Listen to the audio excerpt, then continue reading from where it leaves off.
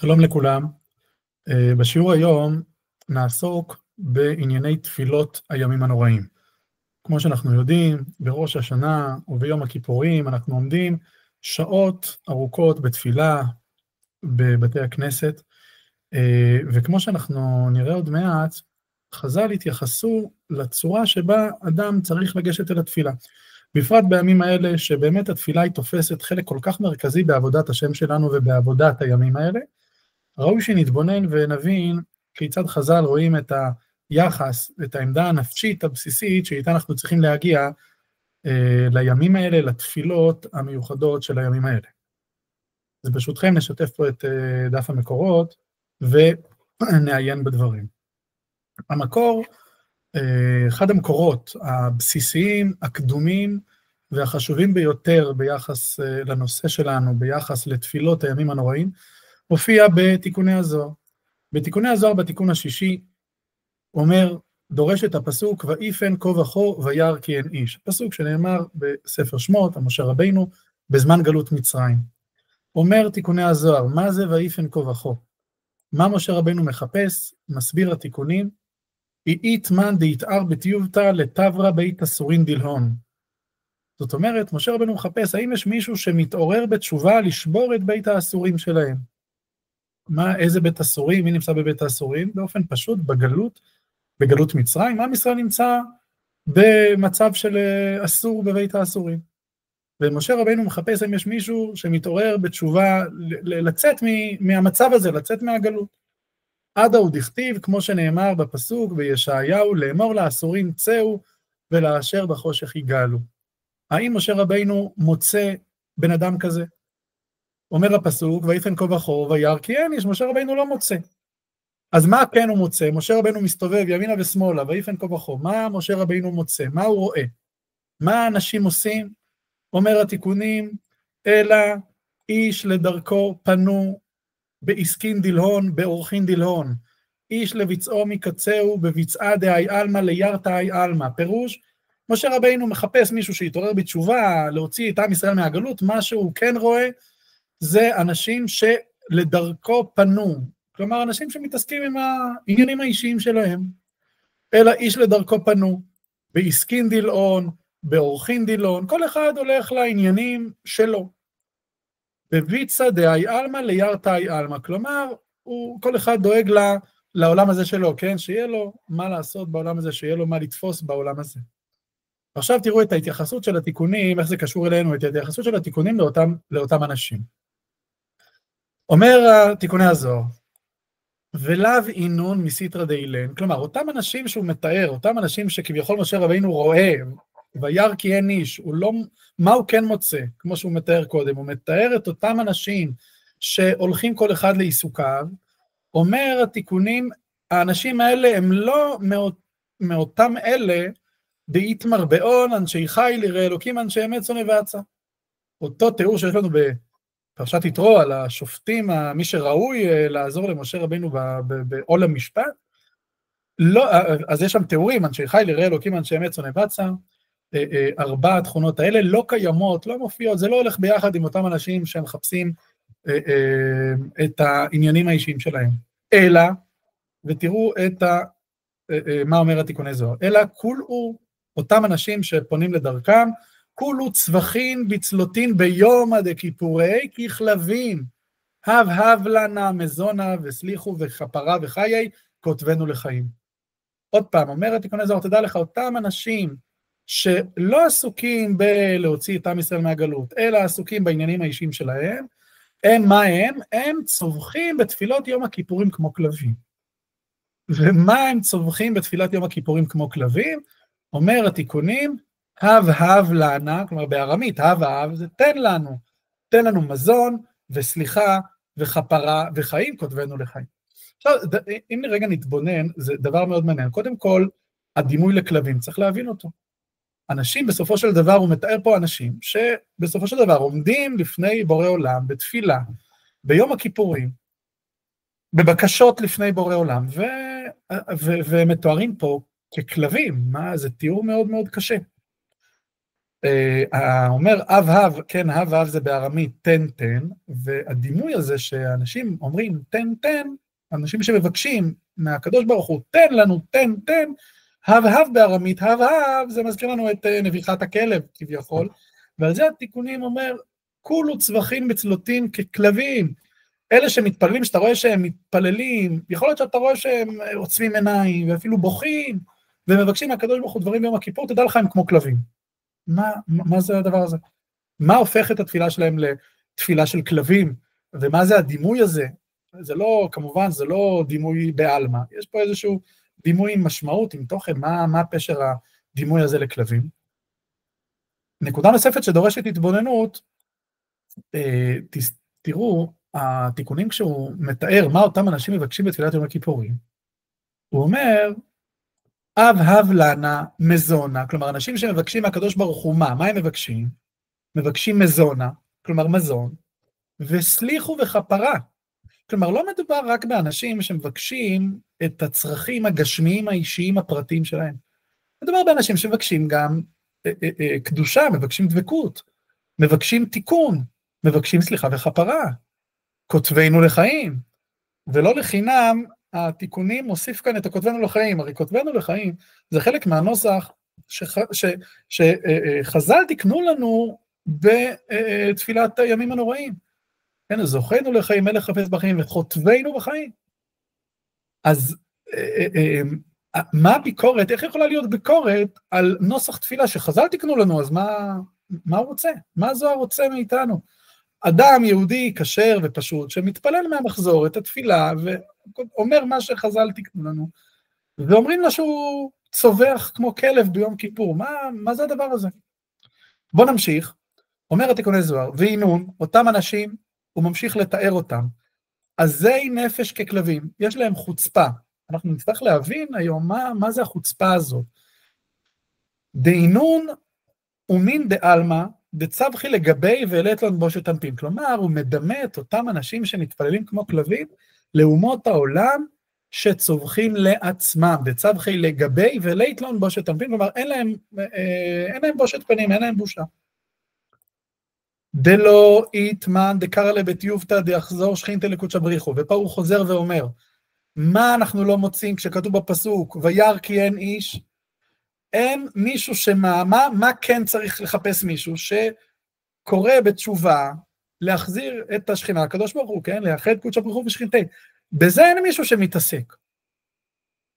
וידמיין לכלבים, אותם אנשים במה הם עסוקים, בתפילה כמו שתיארנו קודם, והם נדמים לכלבים, אומר הזוהר, דאיתמר בהון ויתערבו בגויים ילמדו מעשיהם, כך כתוב בתהילים, והוא מוסיף פה עוד דבר שנתייחס אליו בהמשך, בעזרת השם. הם נדמים ככלבים, והינון ערב רב דכל חסד דאבדין לגרמי ועבדין. כלומר, בתרגום, אותם אנשים לא מספיק, לא די בכל התיאורים שתיארנו אותם עד עכשיו, מוסיף הזוהר עוד תיאור ואומר, תדע לך אותם אנשים, הם כמו הערב רב, שכל חסד שהם עושים לגרמי ועבדין. כלומר, הם עושים את זה לעצמם. טוב, אז ראינו פה את תיקוני הזוהר, ובאמת הדברים דורשים באור. עכשיו, יש פה באמת אמירה מאוד מאוד יסודית, ואנחנו חייבים, לפני ראש השנה ביום כיפור, כדי לדעת באמת מה העמדה הנפשית שאנחנו באים לתפילה, ממה אנחנו צריכים להיזהר. כלומר, ברור לנו, ממה שנאמר כאן בתיקוני הזוהר, שהוא רוצה להרחיק אותנו מאיזשהו סגנון של תפילה, מסוג של תפילה, שצריך להיזהר ממנו.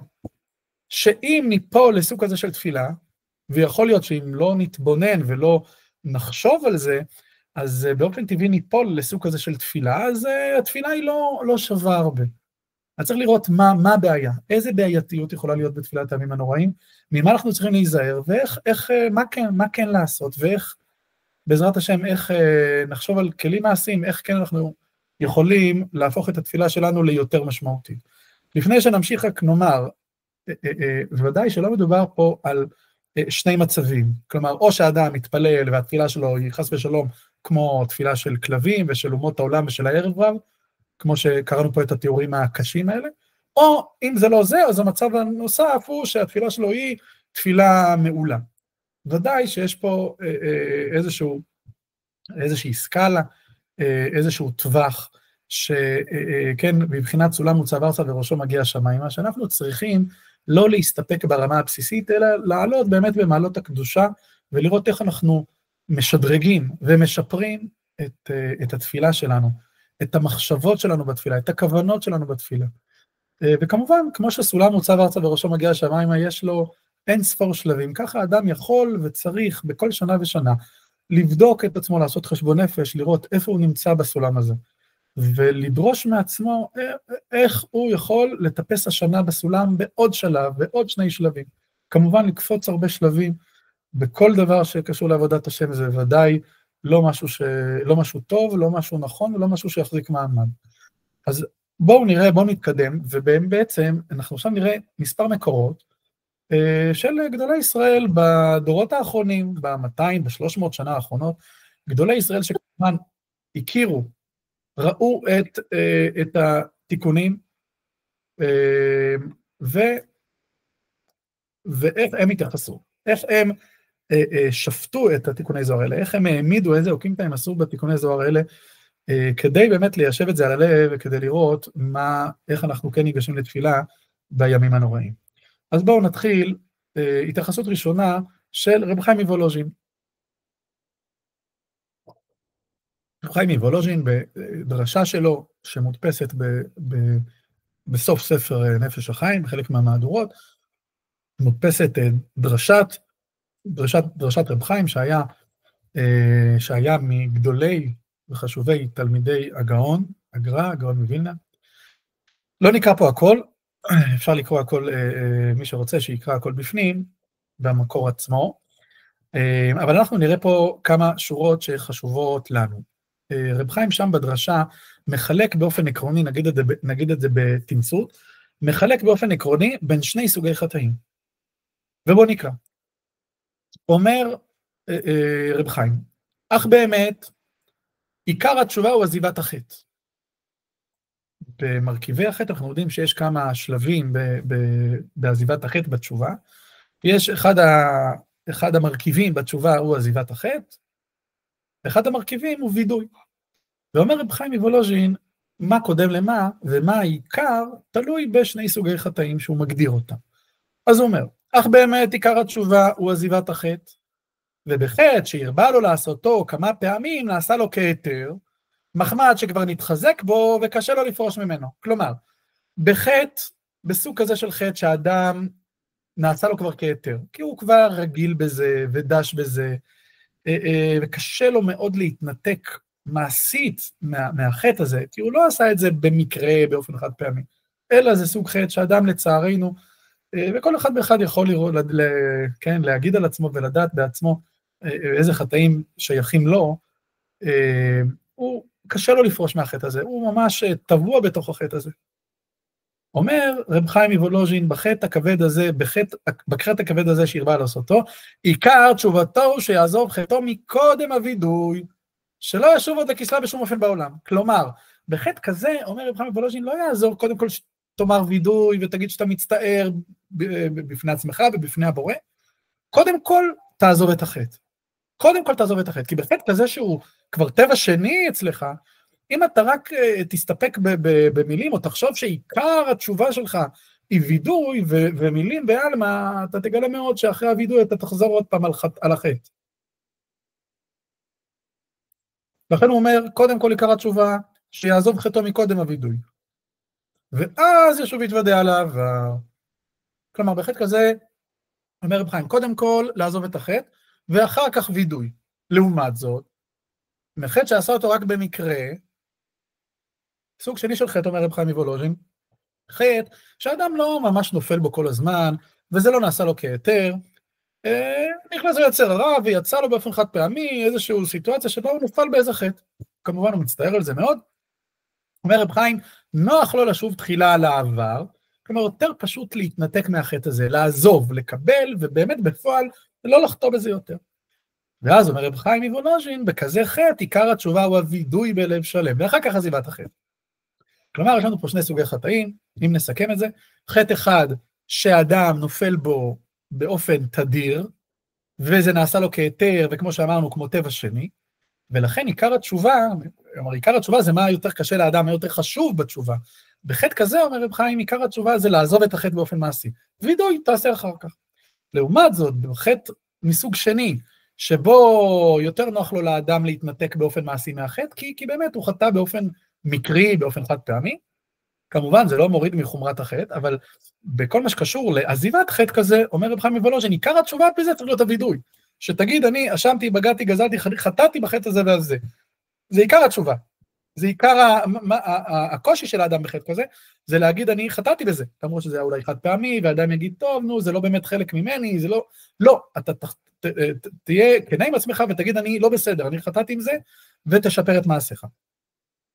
אומר, עכשיו בעצם הוא אומר יפה, הוא תולה את זה בפסוקים, ואומר רב חיים, בעצם זה חילוק שרב חיים מוולוז'ין לא המציא, זה חילוק שכבר קיים בשערי תשובה לרבנו יונה. נקרא את הפסקה הבאה, אומר רב חיים מוולוז'ין, וזה פרש רבנו יונה בשערי תשובה, פסוק ומודה ועוזב ירוחם. יש שני פסוקים, אומר רבנו יונה, בשערי תשובה. יש פסוק אחד במשלי, הוא מודה ועוזב ירוחם, וכמו שאפשר להבין מהפסוק הזה, קודם כל הוא מודה, כלומר קודם כל הווידוי, ואחר כך עוזב, קודם כל, ואחרי זה עזיבת החטא. לעומת זאת יש פסוק בישעיה, יעזוב רשע דרכו, כלומר קודם כל הרשע צריך לעזוב את הדרך שלו, משמע עזיבה מעשית של החטא, ורק אחר כך כתוב ישוב אל השם ירחמהו, שישוב אל השם זה כבר התשובה, הווידוי. אומר רבנו יונה בשערי תשובה שזה בדיוק, החילוק בפסוקים פה זה בדיוק החילוק שדיברנו עליו קודם. הוא מודה ועוזב ירוחם, שמשמע שהווידוי הוא קודם עזיבה, הוא פירש דקאי ומאירי באותו חטא שקרה לו רק פעם או שתיים. זאת אומרת, חטא, כמו שאמרנו, מהסוג השני, שהזדמן לאדם באופן מקרי, ולא משהו קבוע שהאדם מורגל בו. חטא כזה, אומר רבנו יונה, הוא מודה ועוזב ירוחם. חטא כזה, קודם כל צריך להתוודות. אבל בחטא שהרבה לו לעשותו כמה פעמים, אומר רבנו יונה, על זה נאמר, יעזוב רשע דרכו, היינו שהחטא נעשה לו כבר כדרך כבושה.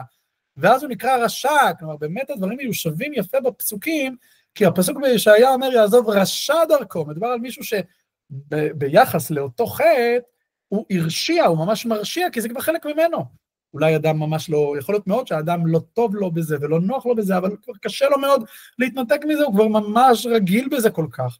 כמו שאומר רבנו יונה, זה נעשה לו כדרך כבושה. ביחס לחטא הזה האדם נקרא רשע. לאדם כזה, אזי תחילה יעזוב, זה מה שכתוב בפסוק, יעזוב רשע דרכו, יעזוב הוא עזיבת החטא, ואחר כך וישוב אל השם הוא הווידוי.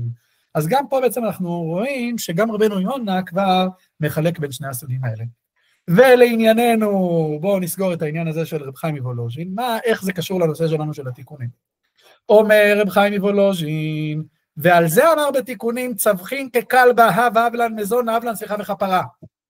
וכמו שהדגשנו בתיקונים, הוא לא רק בא בביקורת כלפי אותם אלה שמבקשים בקשות חומריות לעצמם, או משהו בסגנון הזה, אלא גם הוא בא בביקורת לאותם אנשים שאומרים, אבלן, סליחה וכפרה. אם נראה את המקור בפנים, בואו נראה, כן, אבלן, מזונה וסליחו וכפרה. זאת אומרת, אנשים רוצים לחזור בתשובה. מה הבעיה בזה? אומר רב חיים, ולכאורה, הב סליחה, היא בקשה נכונה. מה אתה רוצה שאדם יעשה ברוב שונה ביום כיפור, אם לא יבקש סליחה? אבל רמז בלשונו שאמר צווחין ככלבה, הוא מדייק שהתיקונים אומר אלה שצווחים, מה הוא רוצה להגיד דווקא צווחים?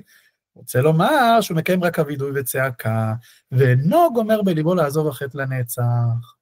אותו אחד שהחטא חלק ממנו כבר כטבע שני, חס ושלום, והוא רק צובח, והוא צועק, ווידוי, וחסר לו העזיבה המעשית, שבפועל הוא יעזור את החטא. על אותם אנשים, אומר רב חיים מוולוז'ין, על אותם אנשים בא בביקורת התיקוני זוהר, ואיך זה קשור לכלבים? גם זה מסתדר, ואבי ככלב שב על קיר, שונה באיוולתו. אומר, אדם כזה שיש בו חטא שממש דבוק בו, והוא מסתפק בווידוי, וכמו שאמרנו, ואדם כזה, בחטא כזה, עיקר התשובה צריכה להיות עזיבת החטא באופן מעשי. אומר התיקוני זוהר, ככה לפי רב חיים מוולוז'ין, אותם אנשים שצווחים כמו כלב, תסלח לנו, אבל חביבי, אתה צריך לתקן את המעשים שלך, זה לא יעזור. ואז מה כן יקרה? אתה תחזור שוב ושוב על החטא, כי לא עזבת אותו באמת. ואז אם אתה חוזר שוב ושוב על חטא, זה הדימוי לכלב. ואבי ככלב שב על קיר שונה באיוולתו, שזה גם פסוק במשלי, ואז מסתדר לנו לפי רב חיים, הדימוי לכלב. אז ברשותכם, אם נסכם את רב חיים מוולוז'ין, רב חיים מוולוז'ין אומר, כל מה שקראת בתיקונים, הביקורת הקשה, החריפה, הבוטה, על אותם אנשים שמתפללים ביום כיפור, כמו כלב, הב, אומר רב חיים, אני עושה אוקינטה, כל התיקונים האלה מדברים על מה? על אותם אנשים בחטאים, שהם חלק מהם, הם שמים דגש גדול מדי, בעיקר על הוידוי ועל הצעקה, ולא באמת עוזבים את החטא. בסדר, זה אוקינטה אחת, ככה רב חיים מוולוז'ין מסביר את תיקוני הזוהר. אם ניקח את זה אלינו, אז אפשר לומר, קל לנו יחסית, כן? אפשר די בקלות לעקוף, להימנע, להיפטר מהביקורת הזאת של תיקוני הזוהר, אם אדם, כל אחד יעשה חשבון נפש עם עצמו, ב10 ימי תשובה, ביום הכיפורים, ובאותם חטאים שממש הם כבר, אדם מרגיש שהם חלק ממנו, וכמו שאמרנו, אין אדם צדיק בארץ אשר יעשה אותו ולא יחטא, וכל אחד קטן כגדול, יצר רע מתגרה בו ויודע במה לתפוס אותו, אז אותו אדם, כדי לא ליפול לאותה קטגוריה של אנשים שצורכים כמו כלבים, אדם צריך לדעת שעיקר התשובה היא לא מתחילה ונגמרת בוידוי. כמובן שצריך לעשות וידוי, אבל עיקר התשובה בחטאים מהסוג הזה, זה באמת לעשות חשבון נפש אמיתי, שאדם יעשה ברור אמיתי עם עצמו, ואדם יראה איך הוא נגמל מאותו חטא, ממש צריך להיגמל מהחטא הזה, מההרגל הזה, אם צריך עזרה מאנשים, אם אדם צריך לחשוב, באמת, לקבל עצה, דאגה בלוי ששיחנה גם בהקשרים האלה, ולראות איך אדם מתקן את דרכיו. ואז בעצם הוא יוצא מהגדר של אנשים שצורכים כמו כלבים, וחושבים שהם יסתפקו רק להתוודות על חטאיהם, ובזה הם יתקנו את מעשיהם. עד כאן דברי רב חיים מוולוז'ין. אני רוצה שנתקדם למקור הבא. במקור הבא נראה דברי רב צדוק.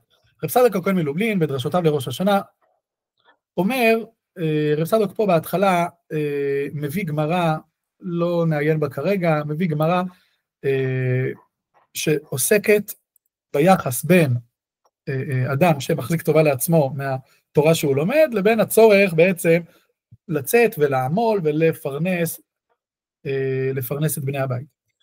נקרא פה מהשורה השלישית, אומר רב צדוק, אמנם שבוודאי אין לאדם להחזיק טובה ולהתפאר בעצמו, לומר על נפשו שהוא מיושבי בבית השם כל ימי חייו, ואין לו שום שייכות בהצטרפות עולם הזה. אומר רב צדוק, מצד אחד, כלומר, רב צדוק פה מנסה לסרטט לנו איזשהו איזון בין שני קצוות. הקצה הראשון, אדם שמחזיק טובה לעצמו, ואומר, אני צדי גדול, אני יושב כל יום בבית מדרש, אני לא נוגע אליי, אני לא צריך לבקש גם על צרכי העולם הזה, אני צריך לבקש פרנסה, אני צריך לבקש בריאות, אני לא צריך, אני נמצא בעולם אחר. אומר רב צדוק, ודאי, אדם לא צריך להגיע למקום כזה, זה לא נכון, זה לא רצון השם, זה לא חלק מעבודת השם, לא נכון ככה. אבל, אומר רב צדוק, צריך להיזהר גם מהקצה השני. מה הקצה השני? אומר רב צדוק, אבל גם לא יפריז על המידה לשים כל תאכלתו במגמתו רק על צורכי גופו. אם אדם ילך לקצה השני, יגיד, אני מחובר ממש לעולם הזה, לכתחילה, ועושה מזה אידיאל גדול, ומפריז על המידה, ותראו איך רב צדוק מתבטא, לשים כל תאכלתו במגמתו רק על צורכי גופו. כלומר, כל המגמה שלי, כל התפילות שלי, כל הבקשות שלי, כל החלומות שלי, כל תאכלתו של האדם, רק על צורכי גופו. צורכי גופו, כלומר, הצרכים הפרטיים, החומריים שלו. זאת אומרת, אם אדם ישאלו אותו, מה החלום שלך? מה אתה רוצה שיהיה לך? מה אתה מאחל לעצמך לשנה הבאה? הוא יגיד רק דברים, צורכי גופו. בריאות, צורך גופו. פרנסה, עושר, אני רוצה רק, כן, שיהיה לי טוב בבית, שיהיה לי טוב לעצמי, טוב לאשתי, לילדים, להורים שלי, רק על צורכי גופו. צורכי גופו זה יכול להיות בריאות, זה יכול להיות כל צורך שהוא, כן, צורך גופו, זאת אומרת, לא צורך רוחני, לא צורך שקשור לתורה, למצוות, לקדושה, לעבודת השם, אלא צורך חומרי, צורך של עולם הזה. אומר רב צדוק, צריך להיזהר, לא לשים את כל המטרה שלי, צורכי גופו, כל מה שאני עובד, כל מה שאני עושה, מה המטרה בסוף? שיהיה לי כסף. שמה?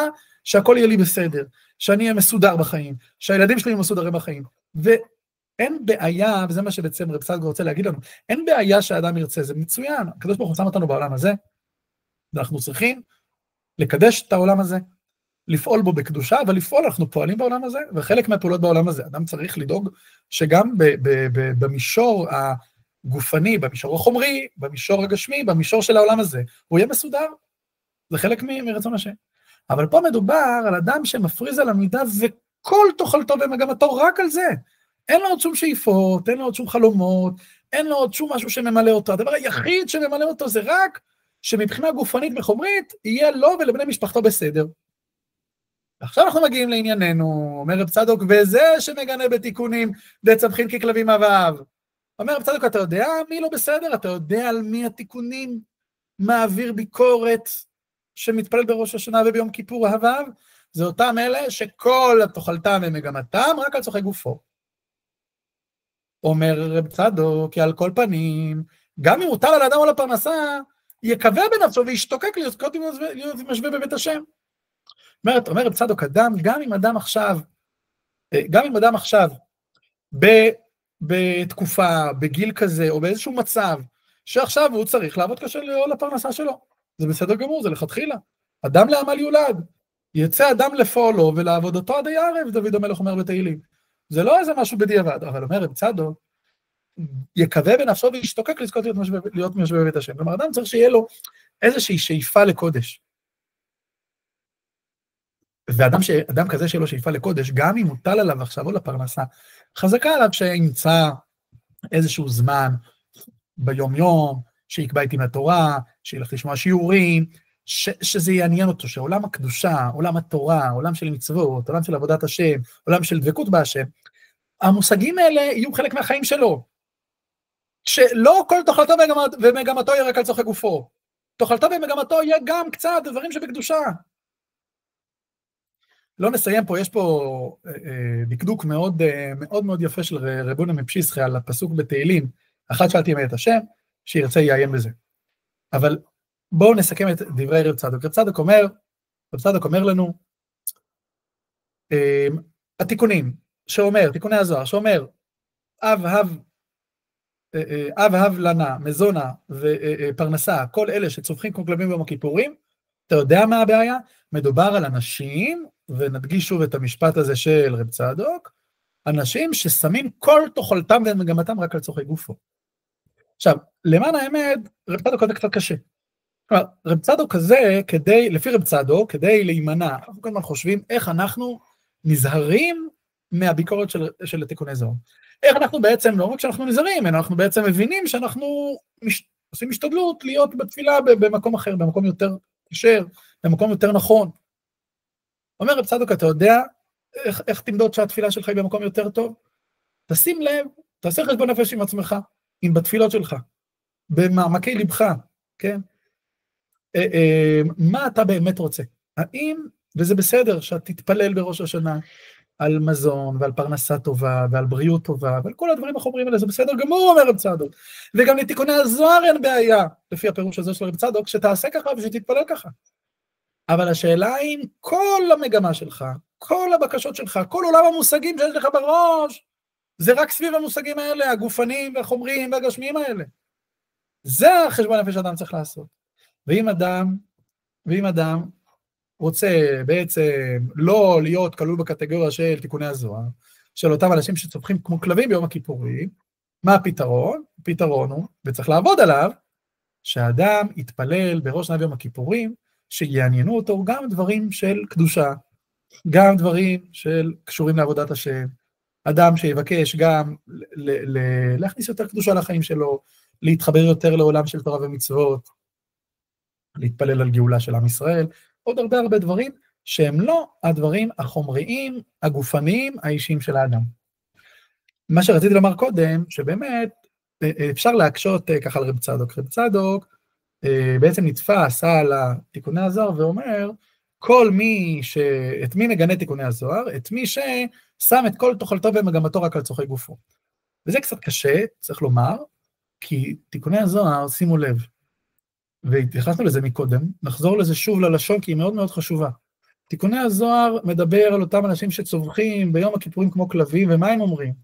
הב לנה מזונה, זה מזון, זה פרנסה, וסליחה, וכפרה, וחיים כותבנו לחיים. שימו לב, אפילו אפשר לומר שרוב הדברים שתיקוני הזוהר מציין פה, באותה בקשה של אותם אנשים שצווחים כמו כלבים, רוב הדברים פה הם לא דברים חומריים. סליחה וחפרה, אלו לא דברים חומריים.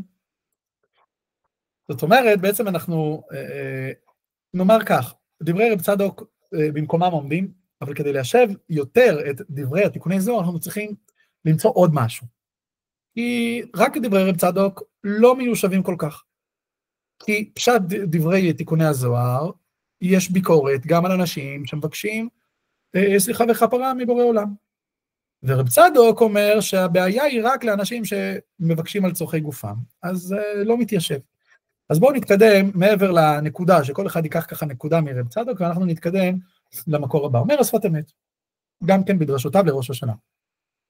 אומר השפת אמת, העניין הוא דכתיב לא המתים יהללויה, ופרשו חז"ל אותם שנקראים מתים בחייהם הרשעים, אבל הצדיקים נקראים חיים. יש גמרא במסכת ברכות, גמרא מאוד יסודית, ביחס למושג חיים. מלמדת אותנו הגמרא במסכת ברכות, שרשעים בחייהם נקראים מתים, לעומת זאת להפך, צדיקים במיתתם נקראים חיים. זאת אומרת, רשעים בחייהם נקראים מתים. רשעים בחייהם, הכוונה, בחיים החיצוניים שלהם פה בעולם הזה, הם חיים, יש להם דופק, הם פועלים, הם עושים דברים. אומרת הגמרא, רשעים בחייהם נקראים מתים. הם לא באמת חיים, הם מתים. מה זאת אומרת הם מתים? אבל הם חיים. אני רואה, הבן אדם הזה זז, הבן אדם הזה חי, לא. הוא מת. זה לא באמת חיים. הוא מת. מבחינה רוחנית, הוא מת. הוא לא באמת מחובר לחיים. ולעומת זאת, הצד השני, צדיקים במיתתם נקראים חיים, בדיוק, אותו הדבר רק הפוך. צדיקים במיתתם, צדיק לא עלינו מסתלק לבית עולמו, והוא מת, תגיד מה, הוא כבר מת, לא. צדיקים במיתתם נקראים חיים. כן, כמו שהגמרא אומרת על יעקב אבינו לשלום מת. צדיקים במיתתם נקראים חיים, כי הם מחוברים לשורש החיים. אז הם חיים. עכשיו, זה נראית הדרשה חביבה, והדרשה הזאת בעצם הופכת לנו, ועוד מעט נראה איך זה קשור כל כך לתפילות ראש השנה. הדרשה הזאת, כמה שהיא באמת אילו נחמדה ואולי פשוטה, הדרשה הזו היא טובעת מאיתנו, הדרשה הזו הופכת לנו את המושגים של חיים ומוות. אומר שפת אמת, כשכתוב בתהילים דוד המלך, אומר לא המתים יהללויה, הוא לא רק רוצה להגיד באופן פשוט, אדם שבקבר לא יכול להלל את ריבונו של עולם, לא. הוא אומר, אתה יודע מי זה לא המתים יהללויה בפסוק? זה הרשעים לא יכולים להלל את הקדוש ברוך הוא, צדיקים גם במיתתם יכולים להלל את הקדוש ברוך הוא, כי צדיקים במיתתם נקראים חיים. מה הפירוש? בוא נמשיך ונראה איך השפת אמת מקשר את זה ממש לתפילות הימים הנוראים. אומר השפת אמת, ועיקר הבקשה להיכתב בספר החיים, ולהיות דבוקים בשורש החיים, כאותם שנקראו חיים. זה מדהים מה שהשפת אמת אומר פה. עיקר הבקשה להיכתב בספר החיים, אנחנו בראש השנה וביום הכיפורים אם ירצה השם, נזעק בתפילה, מעצום עיניים ובכוונה גדולה, נאמר, כתוב לחיים טובים, בספר חיים נזכר ונכתב, זוכרנו לחיים וכותבנו בספר החיים למענך אלוהים חיים. זה לא רק, כמו שנדמה לנו ברמה הפשוטה, אומר השפת אמת, כותבנו בספר החיים, אני רוצה את השנה הקרובה, השנה תשפ"ו, אני רוצה להעביר בבריאות, אני רוצה לחיות, אני רוצה לדעת שעוד 365 ימים, בערב ימים נוראים של תשפ"ז, אני גם אחיה. ובני המשפחה שלי יחיו. לא. לא זה הבקשה. לא זו הבקשה. אולי נדייק ונאמר, לא רק זה הבקשה. אומר השפת אמת, אתה רוצה קצת להתרומם?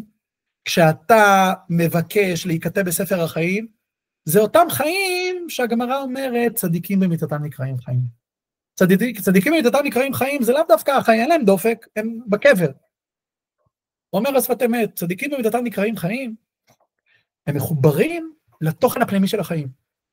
אז זה לא בגוף, לא בעולם הזה, אז זה בעולם אחר, בצורה אחרת, שאולי פחות אנחנו תופסים אותה, פחות משיגים אותה, אבל הם מחוברים לחיי החיים. אומר השפת אמת שאתה מבקש בראש השנה וביום הכיפור להיכתב בספר החיים, אתה רוצה להידבק בשורש החיים. להידבק בשורש החיים לפי זה יוצא רבותיי, וזה באמת דבר מבהיל מאוד, זה אומר שאני לא יודע אם אני אחיה בשנה הזאת. וזה דבר מהפכני, שאנחנו צריכים להפוך את הראש.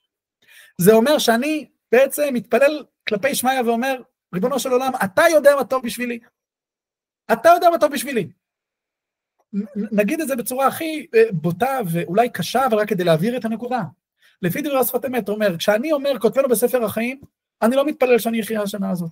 יכול להיות שבעולם הזה, בגוף, אני אמות, חס ושלום. אני רוצה שהקדוש ברוך הוא יעשה מה שנכון לי, בעולם הזה, בעולם אחר, אני רוצה להיות דבוק לחיי החיים, אני רוצה לחיות חיים משמעותיים. בעצם רוצה לפי התפילה הזאת, שאם אני חס ושלום, אדם יהיה רשע, וכמו שאמרנו רשעים בחיים, נקראים מתים, אז זה העונש הכי גדול שיכול להיות, זה המיטה, בתף, זה המוות הכי גדול שיכול להיות לאדם, זה ההתרחקות מהקדוש ברוך הוא. אדם רשע שישאר לחיות בעולם הזה, הוא לא נכתב בספר החיים, כי הוא לא מחובר לחיים. אגב זה, וזה לא הנושא, זה שיעור בפני עצמו, אפשר לבאר בעומק את מה שחז"ל מלמדים אותנו, ששלושה ספרים נפתחים בראש השנה, ספרם של צדיקים, ספרם של בני וספרם של רשעים, אז, אבל נסגור סוגריים, אפשר שם גם לבאר מה הפירוש אדם שנכתב לחיים בספרם של צדיקים. לחיים הכוונה בשורש החיים. בואו נמשיך בדברי השפת אמת. ולכן איתה בזוהר הקדוש, תרעומת על אותן שצומחים ככלבים, אבלן מזון סליחה מחילה. אומר השפת אמת לפי מה שאמרנו, עכשיו תבין, לך תקרא את תיקוני זוהר ותבין מה הזוהר רוצה ממך, כשהוא מביע תרעומת ומעביר ביקורת על אותם אנשים שאומרים הב לנה מזוני, וסליחה ומחילה. אומר השפת אמת מה שאנחנו גם אמרנו מקודם, וחז"ל התקינו כל אלו הבקשות. תגיד לי, מה אתה רוצה ממני? אני עושה מה שכתוב במחזור. כתוב במחזור להתפלל על החיים, כתוב במחזור להתפלל על כפרה, אז זה מה שאני עושה, מה הבעיה בזה? מה אתה רוצה ממני? מה עשיתי לא בסדר? אומר השפת אמת, אני אגיד לך מה עשית לא בסדר. אבל התרעומת הוא על אותם שצומחים ככלבים, הם שרוצים רק קבלת צורכיהם, אבל עיקר בקשתנו להיפוך, להיות כל צורכנו בדבקות חיי החיים. אומר השפת אמת, ופה אנחנו מתחברים לדימוי לכלבים, שראינו שהוא מאוד מרכזי ודומיננטי בדברי הזוהר. הדימוי לכלבים הוא שהם רוצים רק קבלת צורכיהם, הם רוצים את הצורך שלהם, גם אם הוא צורך רוחני, ופה אנחנו עולים קומה בהשוואה למה שראינו מקודם בדברי רב צדוק. גם אם אדם אומר השפת אמת, גם אם אדם מבקש צורך רוחני, גם אם אדם מבקש סליחה ומחילה, אומר השפת אמת, עיקר בקשתנו להיפוך, להיות כל צורכנו בדבקות חיי החיים, שלא להיות נפרד מן שורש החיים וההתחדשות. אני רוצה להיות מחובר לחיי החיים, זה מה שאני רוצה, אני לא רוצה לעצמי כלום. אני לא רוצה לעצמי כלום, וזה הביקורת לפי השפת אמת של הזוהר. אלה שצופחים כמו לווים, זה אלה שרוצים לעצמם. אומר השפת אמת, לא. אני לא רוצה לעצמי, אני רוצה להיות מחובר למקור החיים, לריבונו של עולם. איך אני אהיה מחובר למקור החיים? אני רוצה לחיות חיים משמעותיים. אני רוצה להוסיף משמעות פנימית לעולם. משמעות פנימית לעצמי, עם הנשמה שלי, עם כוחות הנפש שלי, עם האופי עם התכונות שטבע בי הבורא. אני רוצה לפעול, אני רוצה להיות משמעותי. ולא רק לחיות את החיים החומריים והגשמיים ולהתפלל עליהם. לא, אני לא רוצה להסתפק בזה. באמת, שאם נחזור לדברי תיקוני זוהר, נראה שזה באמת עומק הפשט של הדברים. כי גם פה, בסוף הדברים, אומר הזוהר, כן, דאינום ומין דאלמה דצפחי לגבי. כלומר, הכלבים האלה הם כמו אומות העולם שמתפללים על עצמם. או, וגם בסוף הדברים, אם נקרא את המשפט האחרון, הם נדמים לי לכלבים, והם ערב רב שכל חסד שהם עושים לעצמם הם עושים. זאת אומרת, אומר השפת אמת, זה בדיוק מה שכתוב בתיקוני זוהר. תקרא את התיקונים ותראה מה שמפריע לתיקוני זוהר, מה מפריע לו? אנשים שדואגים לעצמם, אנשים שמחפשים רק את הנוחות שלהם, מחפשים גם יכול להיות את העולם הרוחני שלהם, את העולם הבא שלהם, לא זו המטרה, ולא זה העיקר בעבודת השם, ולא זה העיקר בתפילות של הימים הנוראים, אומר השפת אמת. אני רוצה להידבק בבורא, אני לא מחפש לעצמי כלום, אני לא מחפש לעצמי כלום, אני לא מבקש לעצמי כלום, אני מחפש להיות מחובר לחיי החיים, להיכתב בספר החיים, זו המשמעות של התפילה בראש השנה ויום כיפור לפי השפת אמת. לפי הדברים האלה, אדם שרוצה שהתפילות שלו, בימים הנוראים הבאים עלינו לטובה, יהיו זקות יותר, יהיו גבוהות יותר, צריך לעשות ברור עם עצמו, ולעשות הכנה לתפילה, לפני התפילה, לפני הימים הנוראים, וגם במהלכם, ולנסות לראות איך הוא משלב איך הוא משלב, איך הוא מוסיף בתפילה שלו, גם השתוקקות רוחנית יותר. לא רק לשים את עצמו במוקד, זה להבין שהוא מתפלל תפילה יותר גדולה, שהוא רוצה להיות מחובר לחיים משמעותיים יותר, גם אם הוא עוד לא יודע איזה צורה תהיה לזה. וגם זה חלק מהתפילה, הוא מתפלל לפני ריבונו של עולם, שייתנו בשנה הזאת, יפתח לו כל מיני פתחים שבהם האדם יחיה חיים עם תוכן פנימי, עם תוכן משמעותי, עם תוכן רוחני, ועל זה להתפלל. טוב, בואו נמשיך, אני אדלג על דברי השם משמואל, נראה את דברי היערות מדבש. אומר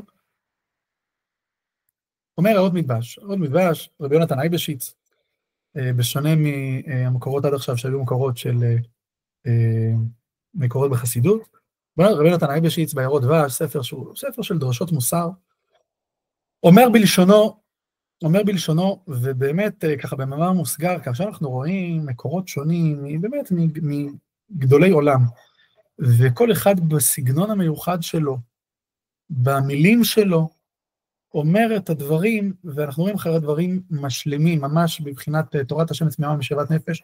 קודם כל אנחנו רואים פה אמת, אנחנו רואים פה איך גדולי תורה התייחסו, קודם כל איך הם התייחסו לתיקוני זוהר. אנחנו יכולים גם ללמוד מהם, וגם באמת לראות איך הדברים באים כקומה על גבי קומה, איך הם משלימים, איך הם מתחברים ומשתלבים יחד. אז בואו נראה איך רבי יונתן אייבשיץ התייחס לאותה קריאה של תיקוני זוהר. אומר רבי יונתן אייבשיץ את הדבר הבא, ושנית נלמד, כי כל מה שאדם מבקש בזה העולם הוא הכל בשביל קניין שלמות. הוא ביאר לפני כן מה זה המושג הזה של קניין שלמות, באופן פשוט, אומר רבי יונתן אייבשיץ, אנחנו צריכים לדעת שגם כשאדם מבקש משהו גשמי, זה אמצעי למטרה רוחנית. לדוגמה, אם מבקש עושר, הוא כדי שלא תטריד אותו עניות בעבודת השם. כאומרם, עניות מעבירה אדם מדעת קונו וכן הכל. כלומר, ברור שאדם שיש לו יותר חוסן כלכלי, יציבות כלכלית וכן על זה הדרך, אז יכול להיות יותר פנוי לעבודת השם. הוא יכול להיות, כן? זה יכול לעזור לו להיות יותר פנוי לעבודת השם, אבל אם זה לא יעניין אותו, אז הוא יהיה עסוק עוד ועוד ועוד בפרנסה, כמו שאומרת המשנה, הרבה נכסים, הרבה דאגה, אז הוא יכול כל הזמן להיות טרוד בזה. אבל אדם בהחלט יכול, לפי זה, לבקש פרנסה, לבקש רווח וכלכלה, כדי שהוא יהיה פנוי לעבודת השם. אומר נתן אייבשיץ, אתה מתפלל פרנסה, זה המטרה, זה היעד שעליו אתה צריך להתפלל. אומר רבי יונתן אייבשיץ, וזה כוונת הנוסח, זוכרנו לחיים למענך אלוקים חיים. אומר, הנוסח שחז"ל תקנו לנו, אנחנו אומרים, בתוספת ל-18 בכל 10 ימי תשובה, זוכרנו לחיים מלך חפץ בחיים וכותבנו בספר החיים למענך אלוהים חיים. כלומר, למה אנחנו מבקשים כותבנו בספר החיים? למענך אלוקים חיים, בשבילך. מה פירוש? אני מבקש חיים בשביל השם? מה פירוש? אומר רבי יונתן אייבשיץ, יש להבין פירושו של למענך, ובשבילו ייתן לנו חיים, ומה אכפת לי בנו?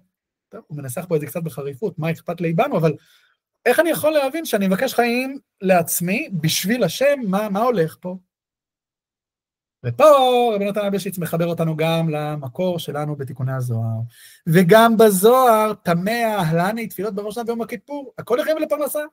ואמר, הם ערב רב כקל בבישה, צועקים הבלן חיים, הבלן מזונה. אומר רבי יונתן אייבשיץ, ובאמת נוסח התפילה הוא כך, זוכרנו לחיים. כמו שכבר ראינו, אולי הראשון שתמה וקשה לו הקושייה הזאת. מה אתה בא בתלונות, תיקוני הזוהר, מה אתה בא בתלונות על אנשים איך מתפללים? זה מה שכתוב להם במחזור, זה מה שחכמים תקנו לנו, זוכרנו לחיים, אז מה אתה רוצה?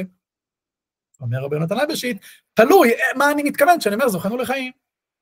אבל עניין בקשת חיים הוא בשני אופנים. אם הוא באופן שיהיו חיים לעניין תענוג עולם הזה וכדומה בכבוד המדומה. למה אני מבקש חיים? רק נטו, כמו שאמר לנו מקודם רב צדוק, אני רוצה חיים גשמיים. כמו, תראו איך הוא אומר, כמו שרוב החיים מבקשים לתכלית זו חיים.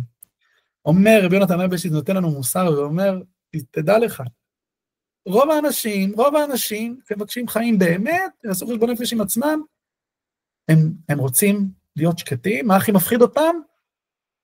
מפחיד אותם המוות הפרטי שלהם. מפחיד אותם איזושהי צרה פרטית גשמית שתהיה להם. מפריע להם, מפחיד אותם, שאחד מבני הבית שלהם לא ירגיש טוב. כמובן שהדבר הזה הוא ראוי, ועוד מעט נראה מקור מאוד מאוד מעניין וחשוב ביחד לזה. בוודאי יש בזה ערך. בוודאי שיש בזה ערך, אבל אנחנו בסוף רואים שתיקוני הזוהר רוצה, כמו שאמרנו בהתחלה, סולם מוצא וארצה בראשו מגיע השמיים, תיקוני הזוהר רוצה לקחת אותנו מהקומה הבסיסית, ולהעלות אותנו קדימה בסולם. לתאר את התפילה שלנו. אומר רבי נתן אייבשיץ, על זה אופן דיבר הזוהר כי הם כקל בבישה. בוא לא נהיה כאלה שמבקשים חיים רק לשם התכלית הזאת. אני נזכיר את מה שראינו בדברי רב צדוק. אני בכוונה רוצה לחזור כדי שנדייק.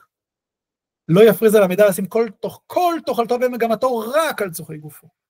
זאת אומרת, אנחנו לא צריך שלא נתבע מעצמנו משהו שקשה לעמוד בו, מה, אפילו זה לא בסדר לבקש בריאות, לבקש חיים, חיים גשמים בעולם הזה, אנחנו חיים בעולם הזה, ואנחנו רוצים לחיות. אין בעיה. אבל לא רק זה. ובואו נחזור רגע לדברי רבי נתן אייבשיץ. אבל אופן בית והוא כדי לעשות רצון השם. אין בעיה, תבקש חיים, אבל עוד פעם תכניס את הקדוש ברוך הוא לחיים האלה שאתה מבקש. תגיד לקדוש ברוך הוא, כותבנו לחיים, למענך אלוהים חיים. אני רוצה, ופה אנחנו מתחברים לדברים שלנו קודם, גם בשפת אמת, אנחנו רוצים להתחבר, אנחנו רוצים לחיות, כדי להתחבר באמת להיות משמעותי, כדי להיות עובדי השם. אני רוצה לחיות, אני רוצה פה לחיות בעולם הזה. אבל בוא תוסיף פה עוד קומה, תכניס פה את הקדוש ברוך הוא לרצון הזה. לא רק, כמו שאמר קודם, לעניין תענוג עולם הזה, לא.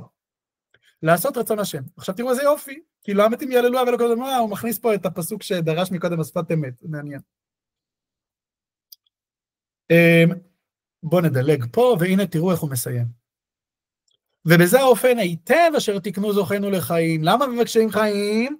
למענך אלוהים חיים.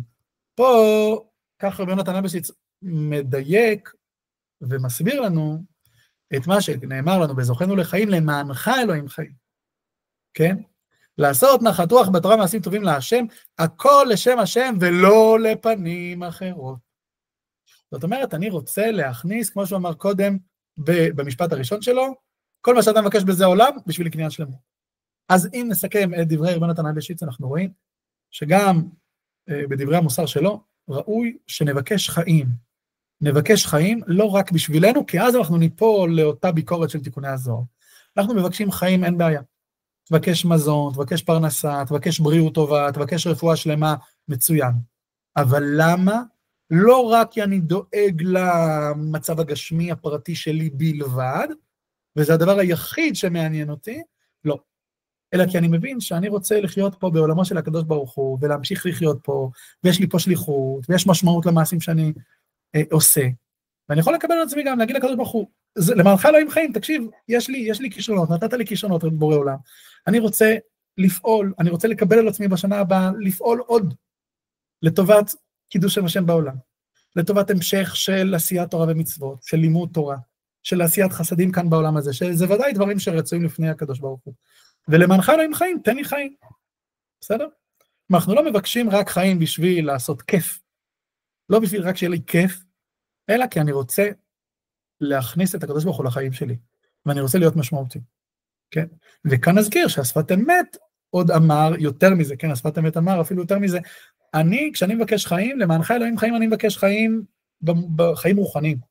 אפילו לא אכפת לי, זה עוד קומה, אפילו לא אכפת לי, כמה שקשה להגיד את זה, אפילו לא אכפת לי מה יקרה איתי פה בעולם הזה. כמה קשה להגיד את זה.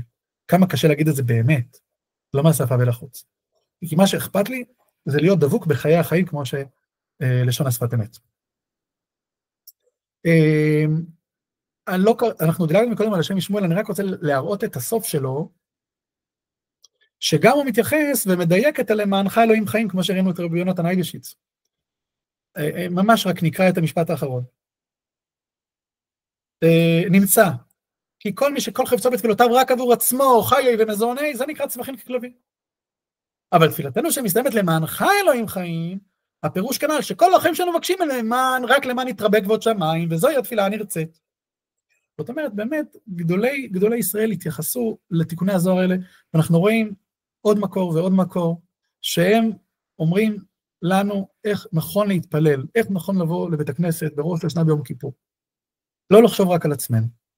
לא לחשוב רק על עצמנו. גם אם אנחנו מבקשים דברים גשמיים, אנחנו מבינים שזה קומה נכונה וטובה ורצויה, אנחנו חייבים להכניס לקומה הזאת את למענך אלוהים חיים.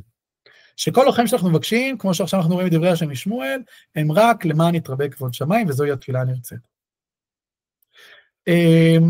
אנחנו נדלג על דברי המדבר שור, על דברי הרב זצ"ל, הרב קוק, בדרוש ה-18 במדבר שור, מי שירצה יראה שם, יכול אחר כך גם למסור את דף המקורות, לראות שם בעיון.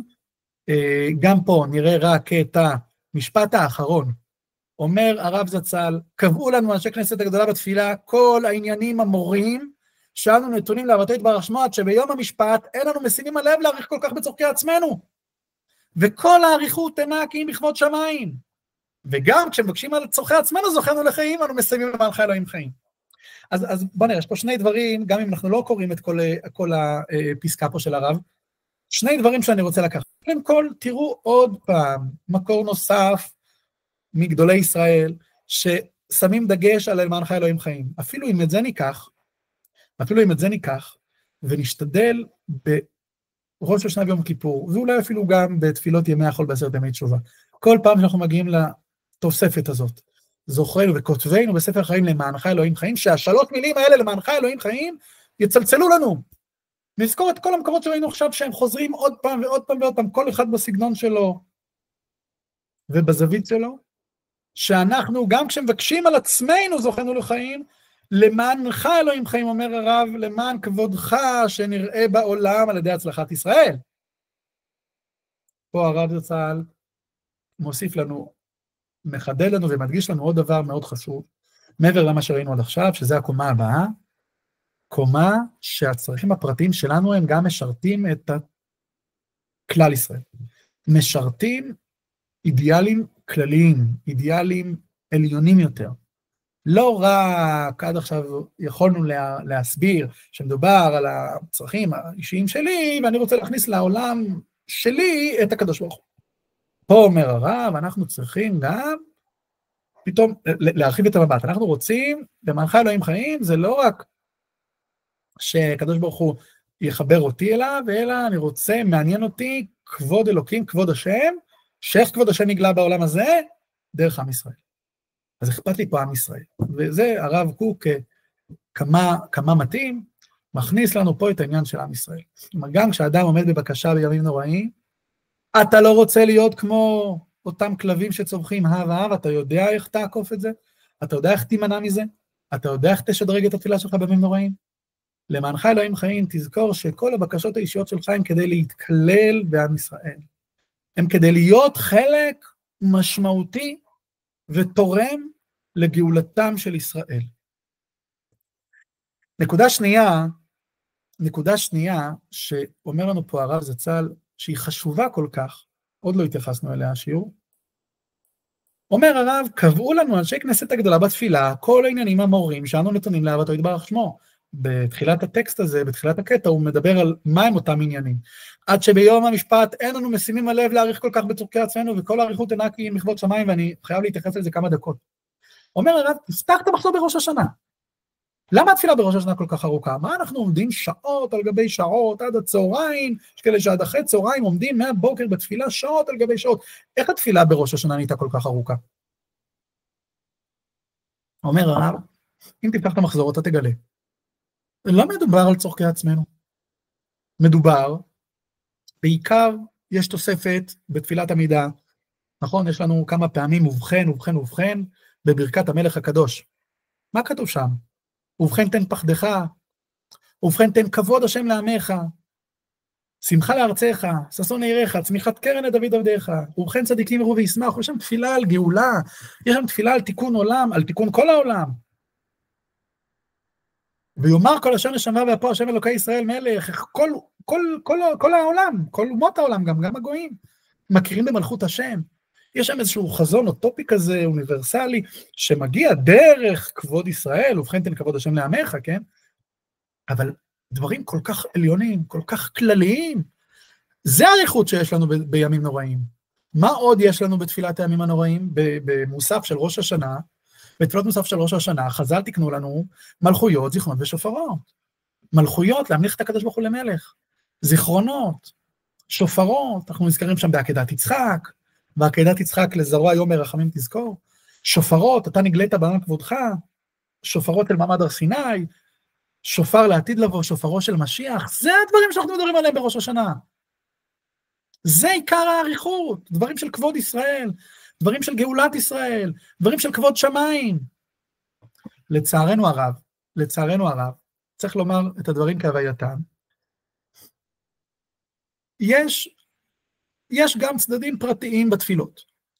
כשאומר לצערנו הרב, הכוונה שלי כמובן, היא שאנחנו לא צריכים להתמקד רק בצדדים הפרטיים. יש לנו כל מיני פיוטים מאוחרים שנכנסו לתפילה, ששם עיקר הדגש הוא על הפחד מהמוות, על הפחד מיראת העונש, על הפחד של האדם הפרטי, כמה הוא לא רוצה למות בשנה הקרובה. לא נתייחס לפיוט ספציפי, יש כמה וכמה פיוטים כאלה, אבל צריך לדעת שעיקר הדגש, וזה לא אני אומר, זה גדולי ישראל אומרים, זה חז"ל אומרים, זה התיקוני זוהר אומר, אתה לא רוצה להיות כמו כלב, שזה הדבר הכי שאתה מבקש בראש השנה, זה הדבר הכי שאתה בוכה עליו, אבל מה? שאני לא רוצה למות. לא זה, לא הבנת את התפילה. לא הבנת את התפילה. לא זה מה שתקנו לנו חז"ל בראש השנה ביום כיפור. ואין בעיה כמו שאמרנו, תתפלל על זה, זה בסדר גמור, אדם לא רוצה למות. תתפלל על החיים שלך. אבל תתפלל על החיים שלך, למה? למה אתה רוצה שיהיה לך חיים? תוסיף משמעות לחיים שלך. למענך אלוהים חיים. תוסיף תוכן רוחני לחיים שלך. וכמו שמענו עכשיו בדברי הרב קוק, תוסיף את כבוד שמיים לחיים שלך. תבקש חיים כדי שאתה עם החיים שלך תשפיע ותועיל לכבוד שמיים, לכבוד עם ישראל, לכבוד התורה, שאלו, זה מה שעניין אותך, על זה תתפלל, על זה תבכה בראש השנה. אי אפשר שלא לסיים בדברי הרשש הקדוש. הרשש הקדוש יש לו דרשת התעוררות שמופיעה בספר נהר שלום, בספר של הרשש.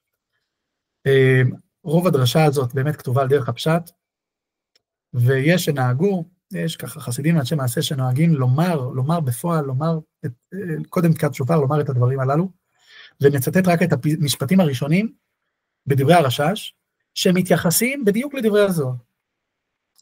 אומר הרשש, נכון לומר זה קודם תקעת שופר, וכן נוהגים כי לקודש ספרדים בבית אל שבירושלים עיר הקודש. הנה כבר נודע כי פשט טעם מצוות השופר הוא לעורר הלבבות הישנים בתרדמה, תחילת היצר הרע. כך אומר הרשש, לפני תקיעת שופר, באמצע היום הקדוש, למה אנחנו רוצים לעורר את הלבבות הישנים?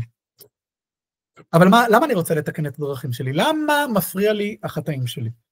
אומר הרשש, לכן נחפשה דרכנו ונחקורה, כי אין בעוונותינו שולחה עמנו זה כמה וכמה שנים רבים, והצדיק עבד למטרונים. החטאים שלנו גרמו, במילים פשוטות, גרמו לגלות, גרמו להתרחקות, כנסת ישראל מקודש הבריחו. גרמה להתרחקות של עם ישראל מריבונו של עולם. ותראו את המשפט הבא של הרשש. ולכן כל מגמת פנינו בתפילתנו, כל מגמת פנינו בתפילתנו, תהיה בכוונה שלמה, על מה אתה צריך לחשוב בימים נוראים? בתפילה בכלל, אבל בטח ובטח בימים נוראים. על מה אתה צריך להתפלל יהודי? לפדות את השכינה וניצוצי הקדושה מהגלות, בתברא בית אסורים דילה. אתה צריך לחשוב איך אתה פודה את השכינה. מילים מאוד גבוהות, כן, אתה תפדה את השכינה. שיהיה אכפת לך מעם ישראל שנמצא בגלות. שיהיה אכפת לך, היום אנחנו ערב תשפ"ו, שיהיה אכפת לך מזה שעם ישראל שנתיים נמצא במצב של מלחמה. עם ישראל נמצא בצרה. שיהיה אכפת לך. אתה בא לתפילה, אתה לא מתפלל רק על הפרנסה שלך. גם לא רק על העולם הרוחני שלך. תתפלל על השכינה, תתפלל על גלות ישראל, תתפלל על ישראל שנמצאים בצער, כי כשעם ישראל נמצא בצרה, הקדוש ברוך הוא, עמו אנוכי בצרה. לפדות את השכינה וניצוצי הקדושה מהגלות, ולתברא בית אסורים דילה. ופה אנחנו מתחברים, כן, ממש סוגרים מעגל. כי איך התיקוני זוהר כתב בהתחלה, והוא אומר מפורש, כמו שכתוב בתיקונים על פסוק ויפן כה וכה, מה משה רבנו חיפש בגלות? איתמן דאיתר בתיובתא לתברא בית אסורים דילה, לאמור לאסורים צאו. איתמן דקרא בתיובתא דחזיקו שבריחו שכינתא לגבי, משה רבנו מחפש בן אדם שיהיה אכפת לו בגלות ממה? מהגלות, מהשכינה שבגלות, מעם ישראל שבצרה. זה מה שמשה רבנו מחפש, ומה הוא מוצא? הוא מוצא את אלה שצורכים ביום הכיפורים כמו כלבים, אלא כולו צווחין בצלותין ביום הדרוש השנה ביום הכיפורים ככלבים. אבלן המזוני, סליחה וכפרה כותבנו לחיים, והיינו נזי פנים. ולית מן דקרא לבתיובתא דחזיקו שבריחו שכינתא לגבי. הרשש הקדוש, כשהוא רוצה לעורר, כן, גדולי עולם, מקובלים, אנשים שהכוונות שלהם במרומים, הוא רוצה לעורר אותם ולכוון אותם על מה עכשיו להתרכז לפני תקיעת שופר, להתוודות על החטאים, לעמוד בתפילה בימים נוראים. על מה אנחנו צריכים לשים לב? אנחנו רוצים לפדות את השכינה. אנחנו רוצים להועיל לעם ישראל. אנחנו צריכים שיכאב לנו. ואדם ששומע את השופר ומתעורר לעשות תשובה, הוא אומר דבר כזה, אני עכשיו מתוודע על החטאים שלי, על החטאים שלי, לא רק אכפת לי שחס ושלום איזה עונש יקרה לי, אדם פרטי בגלל החטאים שלי, לא. זה נכון, אבל אנחנו רוצים לעלות קומה. אכפת לי מהחטאים שלי, פתאום אני מתבייש בחטאים שלי, אני מצטער בחטאים שלי, כי אני מבין למה גרמנו. אני מבין למה החטאים שלי גרמו. לכן החפשת הרוב נחקור כן בעוונותינו שולחה ממנו זה כמה וכמה שנים רבים. אני עכשיו מבין שאני במעשים שלי, וכל יהודי ויהודי במעשים שלו, יכול לגרום לגלות להתארך לא עלינו, ויכול להופיע עוד ועוד גאולה. יכול לחבר ולקרב את השכינה לקודש הבריחו. אם נחזור למקור ונסגור מעגל, נראה שבדיוק זה מה שתיקוני הזוהר אומר. ואיפן כה וכה, אמרנו לא להיות כמו אלה שצורכים כמו כלבים, אבל כמו מי כן להיות, מה הקונטרה, אומר תיקוני הזוהר בעצמו, אם אתה רוצה להבין על מי יש לי ביקורת, בוא תראה על מי אין לי ביקורת, את מי אני מחפש. ואיפן כה וכה, איתמן דאיתר בתיובתא לתברא בתעשו דילון, אני מחפש אנשים שיוציאו את השכינה מהגלות, שיהיה אכפת להם, שיעניין אותם, שיהיה בראש שלהם בערב ראש השנה, ובראש השנה, וביום הכיפורים, לא רק הבקשות הפרטיות שלהם, ולא רק בקשת הסליחה שלהם, ולא רק העולם הרוחני שלהם, שאנשים יבינו שאת כל זה הם צריכים, אדם שיבקש פרנסה, אדם שיבקש סליחה וכפרה על החטאים שלו, הכל מצוין, זה מה שחז"ל תיקנו לנו בנוסח. אבל למה אני רוצה את כל זה? כי אכפת לי דברים כלליים, כי אכפת לי הגאולה של עם ישראל, זה העיקר, גאולת עם ישראל, גאולת עם ישראל, וכמובן גאולת השכינה, כנסת ישראל, שתשוב לבעלה. זה מה שמעניין אותנו, למענך אלוקים חיים. כמובן, אפשר, כמו שאמרנו כבר, אפשר, יש פה סולם מאוד גבוה, אפשר להעמיק עוד ועוד, ואפשר להגביה עוד ועוד, כי גבוה מעל גבוה. אבל להתחיל לעלות בסולם, להתחיל כל אחד ואחד לפי הדרגה שלו ולפי המצב שלו, שיראה איך הוא מכניס, וכותבנו בספר החיים, איך הוא מכניס קצת למענך אלוקים חיים. הייתי רוצה לסיים כאן את השיעור, אבל אני לא יכול שלא לסיים בדברים הקשים של האדמו"ר מפיאסצנה, שהוא מתייחס גם לדברים האלה, ואת השיעור סגרנו, אבל מאוד חשוב, כאילו כמו כוכבית, שהיא לא רק כוכבית, היא כוכבית מאוד מרגשת, היא כוכבית מאוד חשובה. האדמו"ר מפיאסצנה, כידוע, נספה על קידוש השם במלחמת העולם השנייה, בשואה האיומה, והנה מהדברים שהוא כתב בספרו אש קודש בתש"ב, כשנה לפני הפטירה שלו, בראש השנה, בתוככי, בעיצומה של המלחמה. תראו מה הוא כותב. מן המצר קראתי יא ענני ומרחביה. אומר האדמו"ר מפיאסצנה, כי נודע עד איתה בתיקוני זוהר הקדוש. זה מה תבינו איפה היהודי הזה עומד, הוא בגטו, במחנות, בכל הצרות האיומות האלה, והוא בתיקוני זוהר. על אותם שמתפללים בראש השנה על צורכי עצמם, צווחים ככלבים, אבלן חי אבלן מזונה. הוא יודע מהתיקוני זוהר האלה, האדמו"ר מפיאסצנה, ובאיזה מציאות הוא חי, באיזה מציאות נוראית וקיצונית הוא חי, והוא אומר פה כוכבית כל כך חשובה לסיים את השיעור הזה. אבל בשעה שהאיש מוכה בייסורים קשים, קשה שלא יצעק על כאביו, אי אפשר לבוא בתלונה לבן אדם שעכשיו בכזה מצב, כל מה שהוא יכול זה רק לצעוק על הכאב שלו, ולבקש מהקדוש ברוך הוא, תן לי חיים בצורה הכי פשוטה, הכי טבעית. למרות כל מה שאמרנו עד עכשיו, ואומר האדמו"ר מפייסצנה בעצמו, למרות כל מה שהתיקוני זוהר אומר, אי אפשר, קשה שלא יצעק על כאביו. הוא אומר פה, זולת הצדיקים הגדולים המופשטים מגופה וכל עצמותיו, זה הוא אומר, יש צדיקים ואנשי מעלה באמת מיוחדים, אבל אין אדם נורמלי, הוא בקושי גדול, אז הוא בוכה.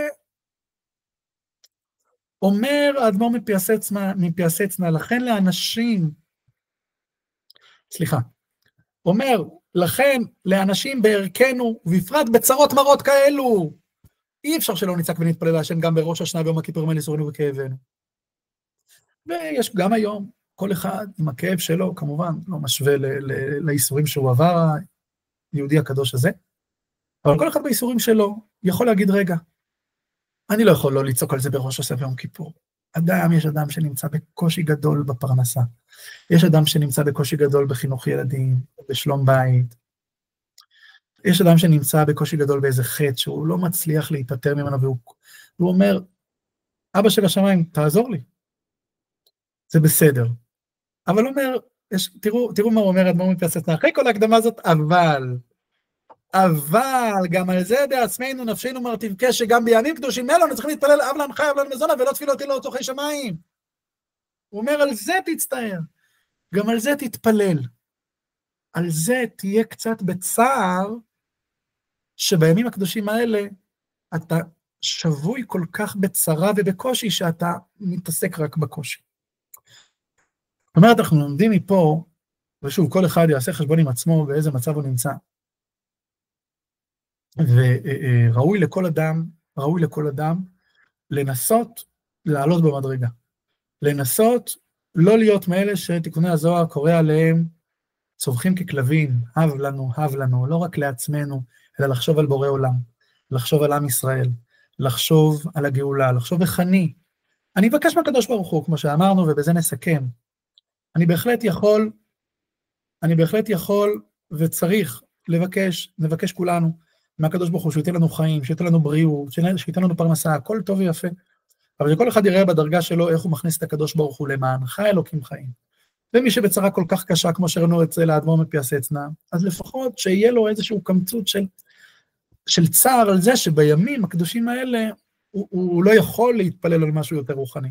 ומי שיכול, שיכניס בקשות רוחניות יותר, ובקשות כלליות, ולא רק פרטיות, על עם ישראל, שנמצא במצב של מלחמה, על החיילים, על החטופים, על המצב הרוחני בעיקר, על המצב הרוחני של עם ישראל, כי הכל בסוף, השורש הוא תמיד ברוח.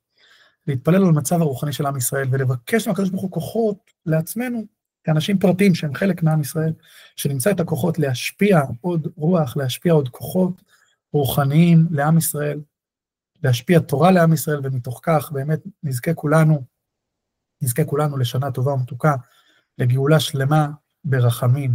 שנה טובה.